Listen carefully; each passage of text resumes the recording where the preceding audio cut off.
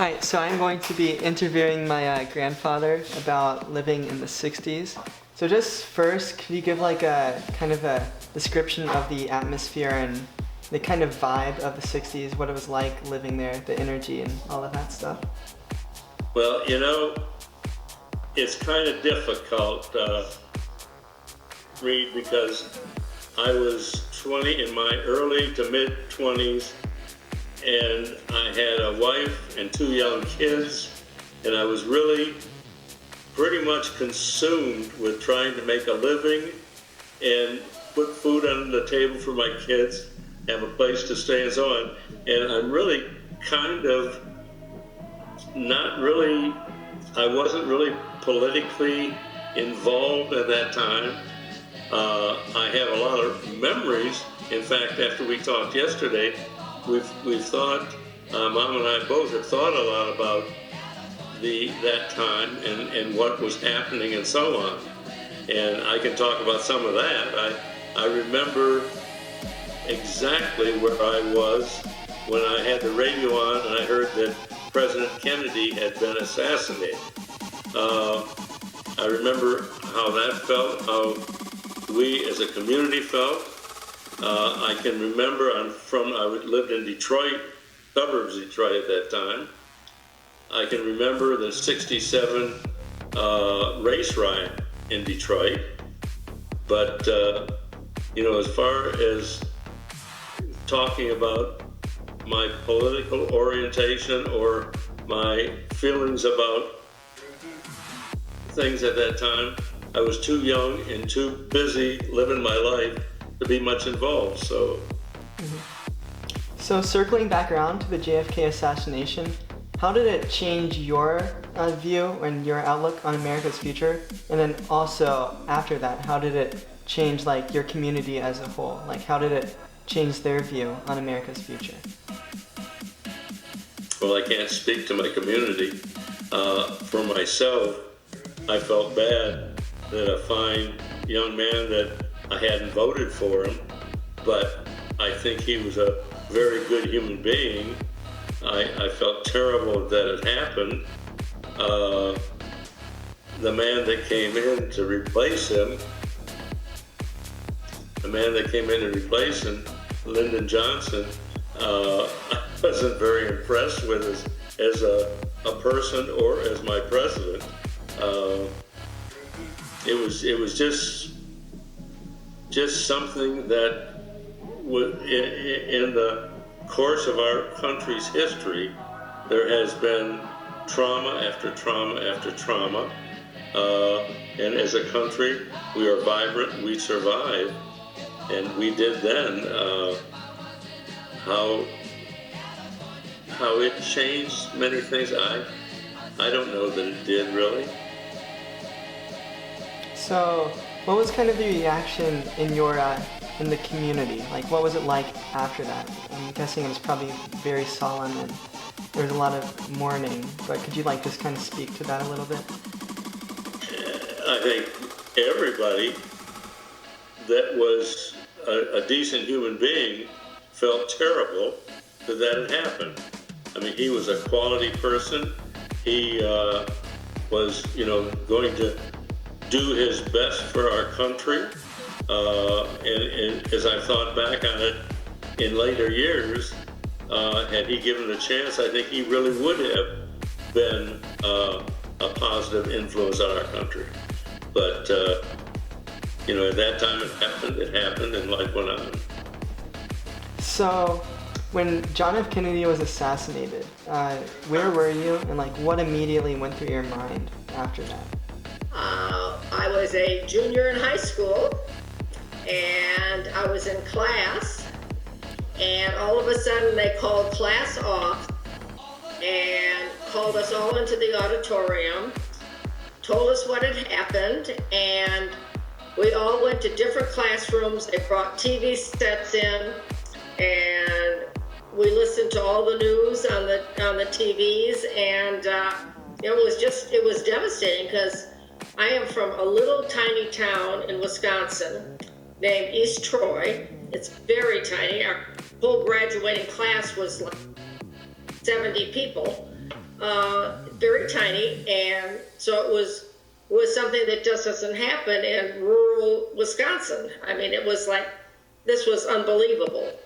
So that is what happened there. It was just a devastating thing. Nobody could believe that something like this could happen to a president of the United States.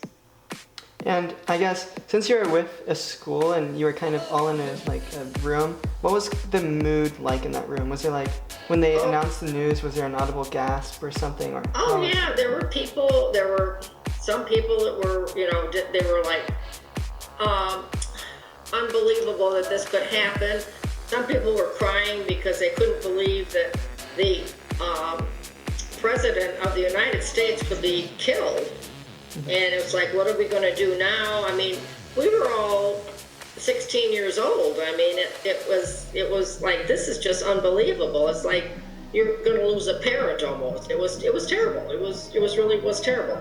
And did it change your outlook on America's future? Did you? Well, I don't know if it did or not. I mean, I guess everybody was kind of afraid that it was like, now who's running the country? It's like, oh my gosh, now who's running the country? If he's gone, and what's going to happen next? And being young, of course, the adults were talking about it more than the students and things like that, because to us, I mean, we were still young and just thinking about fun things rather than that, but it was devastating. It really was. And then continuing on with the theme of assassinations, how was it? What was the feeling after the death of Martin Luther King Jr.? I don't know that it affected us that much. We were from Wisconsin. Martin Luther King was more the South. Mm-hmm.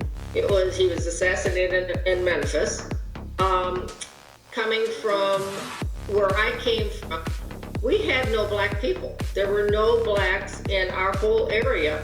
The only time I had ever seen anybody black was when I went to Milwaukee, and they had blacks there, and it was like, okay, they're just normal people. So I mean, we never had any interaction with them. I never had anything bad happen with them.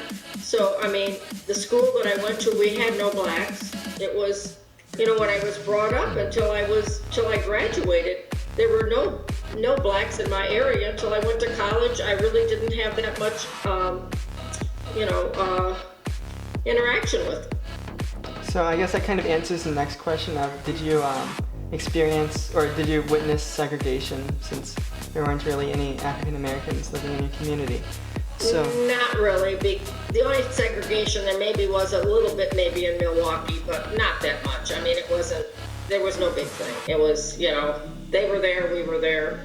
I mean, I really didn't, since I didn't ever interact with them in Milwaukee, I had no pros or cons to anything. I mean, I didn't know if they were good or bad. They were just people. Mm-hmm. All right, so now moving on to the topic of segregation. Obviously, Detroit is a very heavily African American community. So how was it like there, considering that? Just like, what was it like, and how did it contribute to like the tensions within the community? Detroit? Mm-hmm. Did you witness any segregation there? Of course. Well, you see, I don't know that I did. The black community was the black community. There were blacks that lived in white community. Mostly, if they could afford to it, they weren't prohibited from it. But if they could afford to live in a white community and chose to, they lived in a white community. There was no prohibitions to that. In '67, we had the race riots, and before that, I had gone any place I wanted to go in Detroit. Never thought about any problem going into a neighborhood that was predominantly black. Didn't enter my mind. If we wanted, I can remember 2nd Street had some bars that had good jazz music, all black. And we'd go down there on a Saturday night, have a couple drinks and sit in there. We might be the only white people in there. There was no problem. We'd sit and enjoy the music and leave. after the 67 riots, I was always very thoughtful about where I went and what the situation was. It changed the atmosphere, unfortunately. It was a horrible time, and the saddest part of it was created by outside influences who came in. They went from us, they went to LA, they moved around, riled up the populace, and caused problems that impacted the blacks far more than they did anybody else. They destroyed their neighborhoods.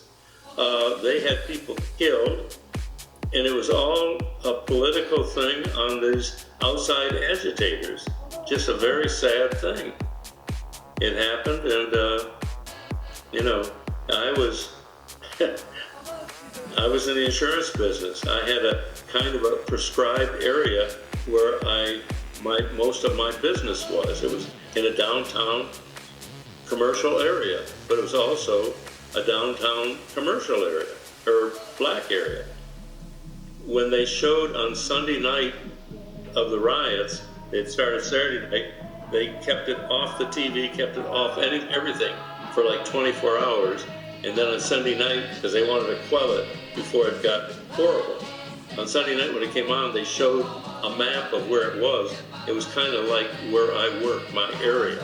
Mm-hmm. And that was Sunday night. On Tuesday, we drove down, getting a couple other fellows, drove down to see if there'd been a lot of damage and so on to the properties that I insured.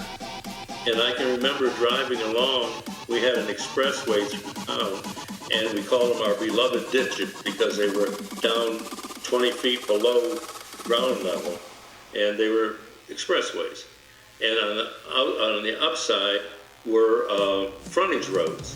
I can remember driving down our beloved ditch, looking up and seeing a Jeep going by with 4 armed military people, 3 armed, the driver obviously wasn't, but the 3 were there bearing arms driving down the road, and we looked at each other and said, never seen this in our country before. It was a sad thing to look at. So the tensions weren't as predominant before the race riots, correct? No, they weren't. Now again, I wasn't somebody that lived down there, but I worked down around there, and I never felt like there was any kind of tensions. It's like I said, I went any place I wanted to go, never thought about it until then, and after then I did think about it. And then you may not, or you may be able to speak to this, but would you say that African Americans kind of felt the same way that you did? Do you think they felt they could go anywhere, or was there kind of a different amount of was there a different kind of, it's kind of hard to describe, but were there more like restrictions towards them than towards you? I really don't think so. Not up in Detroit. A black could go any place they wanted to go. And as I said before, they could live anywhere they wanted to live, with one exception, Dearborn, Michigan. The mayor there was a segregationist, and there were no blacks in Dearborn. But other than that, I don't really think, economically, I think they had problems because they hadn't gained the parity. But as far as being able to do what they wanted to do and go where they were capable of going, as far as I know and knew, they could live any place they wanted to live if they could afford to do it. All right, so now moving on to the Vietnam War. Did you have any family members, or did you know anybody that served in it? I don't, thank God I didn't have any family members. I was too old for Korea and too young for Vietnam. And my 2 oldest sons, your dad and his brother, were too young for Vietnam, and thank God for them. I don't think I did. I don't think I had anybody who I was really close to. So since you didn't really have anybody participating in the war, did you have any any certain views on the war? Were you anti-war, pro-war, or just kind of neutral? Again, I was a young man trying to raise a family. I didn't have that many political feelings. I just was trying to live my life and survive and take care of my family. All right. I'm kind of boring, so I wish I could give you some really neat stuff, but I'd be kidding you. So, as for the Vietnam War, did you have any friends or family serve in it? Well, yes. I got married in 1968, and right after I got married, my ex-husband got drafted, and he ended up going to Vietnam. And he was in Da Nang, and he was there for 2 years. He was with the 101st Airborne, and he was in the Army. So that was my only, anything that I knew about the war. And it was devastating to people around us, because all these people that I graduated with were all of a sudden, the guys were all getting called up to be drafted. It was very hard for the community, because there was a lot of the kids from our community that got called and left for Vietnam. So since you had a family member kind of serve there, based on his experiences or what he shared with you, like how did that affect your position on the war? Were you anti-war, pro-war? Well, I was pretty much anti-war, because we didn't want any of our people from our community not coming home. So we were pretty much anti-war, but I was never an activist. I never did any of that kind of thing. And even when I was going to the University of Wisconsin, there was a lot of activist things that went on on the campus, but I never did that. I mean, that was not part of my thing. I was really not an activist on any of it. Okay. And in the election of 1968, who did you support? The Republican, or were you able to vote at that time? No, I wasn't voting. You weren't? Okay. No. Right. So this may be a little difficult too, since your political views weren't fully evolved at the time. But which presidential candidate did you or your family support in the 1968 election between Richard Nixon and Herbert Humphrey? If you had any views on Richard Nixon and Herbert Humphrey. Mm-hmm. Richard Nixon as the Republican nominee and Herbert Humphrey as the Democratic. 1960. 1968. Oh, 68. Oh, okay. I thought you said 60. I'm going, wait a minute. Oh.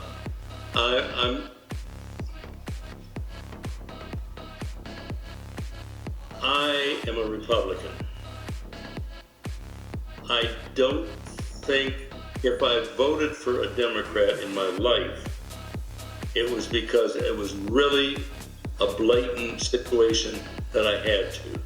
Most of my social and political and financial orientation is more aligned with the Republicans' mind of thinking than Democrat. And not because I walked step line with them, but I guess maybe I did, because that's the way I've always voted, because it just more appealed to me than the other side of the coin, and still does. Right. More today probably than ever. Okay. So could you speak to some? Hey, Dad. So could you speak to some of the issues that kind of resulted in you becoming or being a Republican/conservative back in the day? So like the older. Oh, back in the day. Again, there was not that much thought given to it. Mm-hmm. It was just, and I did vote. I had a social conscience that I needed to vote, but it was pretty simplistic. They were all Republicans. They were the good guys. They were Democrats. They were bad guys. Okay, I'm going to vote for the good guys. Okay. And we're getting towards the end of the interview. So Were you like really into music during the 1960s? Or, No. No? No. Okay. I was raising a family. Raising- I had no interest in music. No interest in music. Okay. So now moving on. Kind of as a college student, music, at least from what I see, a lot of college students kind of listen to music quite a lot. Did you listen to a lot of music? And Oh, yeah. We did a lot of music. Went to a Beatles concert when they first came to Milwaukee, which was excellent. That was like in 1965. That's when I graduated. They had like the Everly Brothers and just all there was a lot of really nice rock and roll type music that was going on. There was a lot of folk songs that were going on because of all the hippies. There was a lot of hippies during the 60s. And so there was a lot of that kind of music too. But music was a big part of it, going to dances on Friday nights and things like that. And is that music still important to you? Do you listen to it a lot, or does it play a part in your life anymore? I listened to the 50s and 60s more than I listened to any other music. All right. And then I'm guessing, I think I might be able to guess the answer to this question, but did you participate in any activism, anything? I mean, considering that you were raising a family at the time too. Like any anti-war movements? No. Oh, Lord, no. Okay. No. not even, it didn't ever enter my thought process, Reid. Okay. Yeah. That's about it. So, Oh, thank you. okay.